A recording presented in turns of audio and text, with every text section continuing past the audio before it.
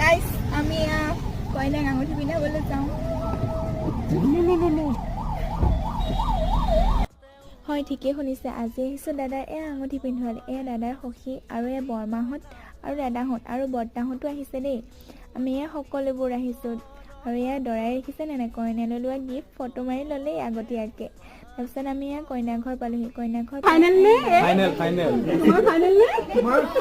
তোমাৰ ফাইনেল নহয় আকৌ বদলিব নেকি কিবা আপত্তি আছে যদি কোৱা আৰু ন কয় সোধা পোছা কৰিলেতো ভাল ন পিছত আৰু খেলি মেলি কৰিব নোৱাৰিব যিহেতু আজি দাদাই বৌক সেন্দুৰ দি দিব দাদাই বৌক সেন্দুৰ দিলে আৰু ফুট এটাও দিলে ফুটটো বৰ ডাঙৰ হ'ল নেকি কিন্তু বৰ মৰম লাগিছে বৌক আৰু দাদাই আঙুঠি পিন্ধালে আৰু ময়ো দাদাক পিন্ধালে তাৰপিছত